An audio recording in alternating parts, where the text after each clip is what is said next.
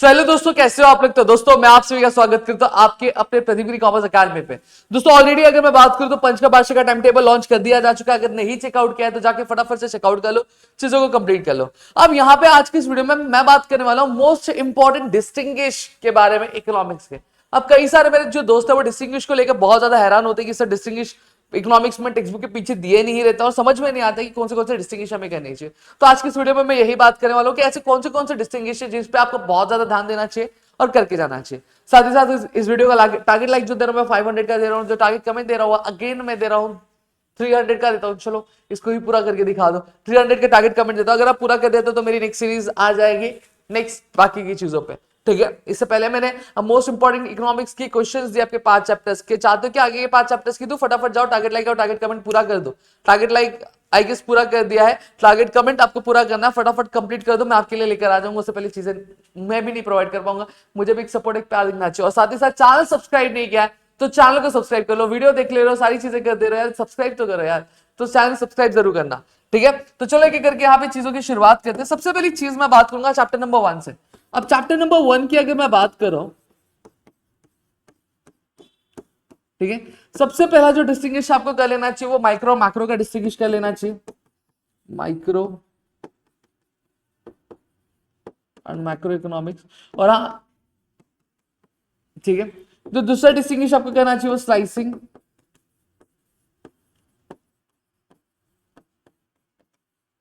And lumping method का आपको कर लेना चाहिए। फिर तीसरा डिस्टिंग्विश मैं बोलूंगा वो आपको कर लेना चाहिए पार्शियल और जनरल इक्विलिब्रियम का।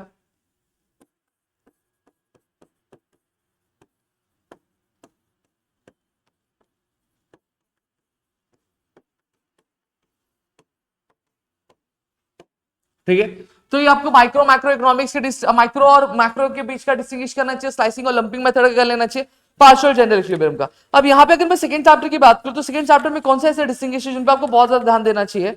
तो सबसे पहली चीज अगर मैं बात करूं तो आपको डिस्टिंग्विश में देखो फॉर्म और टाइम यूटिलिटी इसके बीच में, फिर प्लेस और टाइम के बीच में, फिर फॉर्म और नॉलेज के बीच में, और टोटल यूटिलिटी और मार्जिनल यूटिलिटी के बीच में का जो डिस्टिंग्विश है वो कर लेना चाहिए।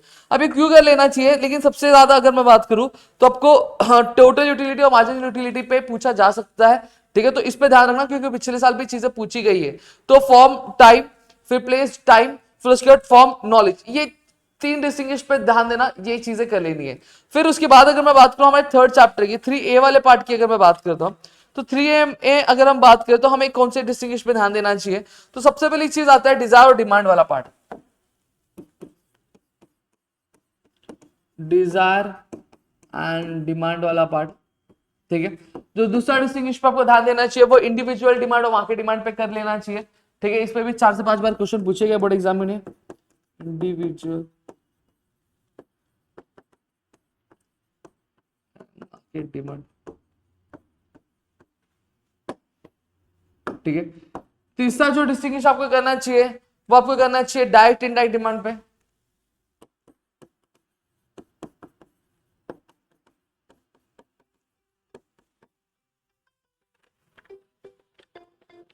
डायरेक्ट इनडायरेक्ट डिमांड पे आपको क्वेश्चन कर लेना चाहिए।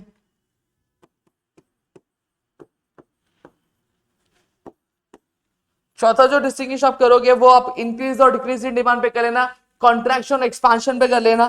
ठीक है, ये चीज पे कर लेना। और साथ ही साथ एक और डिस्टिंग्विश लिख लो, कॉम्प्लीमेंट्री और सॉरी कॉम्पिटिटिव और कॉम्प्लीमेंट्री डिमांड पे भी आपको डिस्टिंग्विश कर लेना।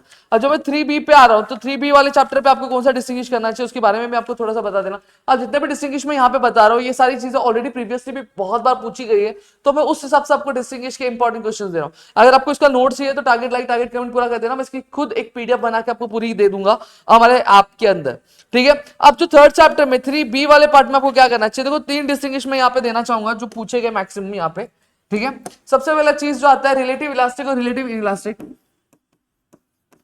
रिलेटिव इलास्टिक एंड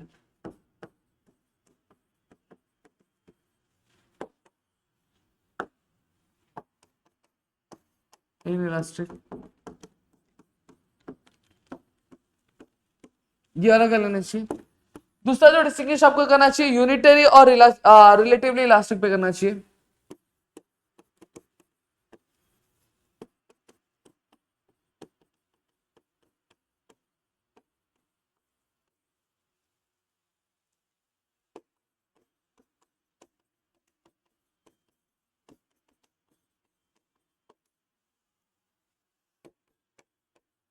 इस पे कर लेना चाहिए। तो तीसरा जो आपको करना चाहिए, तीसरा आपको करना चाहिए परफेक्ट इलास्टिक और परफेक्टली इन इलास्टिक डिमांड पे आपको कर लेना चाहिए। अब यहाँ पे आपको बताओ एग्जाम में क्वेश्चन आपको प्राइस इलास्टिसिटी और क्रॉस इलास्टिसिटी पे भी आ सकता है, या फिर इनकम इलास्टिसिटी पे भी डिस्टिंग्विश पूछा जाता है। हालांकि अभी तक पूछा नहीं है, लेकिन चांसेस है कि आपको पूछे जा सकते हैं, तो वो चीज पर थोड़ा सा ध्यान देना। सप्लाई एनालिसिस वाले चैप्टर पे आता है। जब मैं सप्लाई एनालिसिस पे आता हूं तो आपको देखो यहाँ पे मैं 5 डिस्टिंग्विश बताऊंगा। सबसे पहला चीज क्या आता है, स्टॉक और सप्लाई पे कर लो, ठीक है। स्टॉक और सप्लाई के बीच में क्या डिस्टिंग्विश है वो कर लेना। इंडिविजुअल मार्केट सप्लाई पे कर लेना चाहिए। एक बार क्वेश्चन पूछा गया 15 में, और स्टॉक और सप्लाई वाला तो 2 बार पूछा गया, एक जुलाई 2022 में और एक मार्च 2023 में पूछा गया। फिर expansion and contraction in supply भी कर लो आप, ठीक है। और फिर एक लास्ट टोटल रेवेन्यू और मार्जिनल रेवेन्यू पे आप चीजें कर लो, ठीक है। यह चीजें कर ली तो आपका सप्लाई 5-4 चैप्टर्स तक के टेंशन नहीं हो गए। अब लास्ट फॉर्म्स ऑफ मार्केट का मैं क्वेश्चन दे देना चाहता हूं। अब फॉर्म्स ऑफ मार्केट की जब मैं क्वेश्चन की बात यहां पे करूं, तो यहां पे अब तक इसमें से सिर्फ एक ही क्वेश्चन पूछा गया कि जो है परफेक्ट कंपटीशन और मोनोपोलिस्टिक कंपटीशन के ऊपर क्वेश्चन क्या पूछा गया। अगर आप चाहते हो कि मैं और वीडियोस आपके लिए लेकर हो और चीजें लेकर हो 5 चैप्टर्स की, अगर आगे के 5 चैप्टर्स की चाहते हो तो फटाफट से मुझे कमेंट सेक्शन में कमेंट करके बता देना, और वीडियो को जितना हो सके उतना शेयर कर, ताकि मैं आपके लिए चीजें लेकर हाजिर हो सकूं।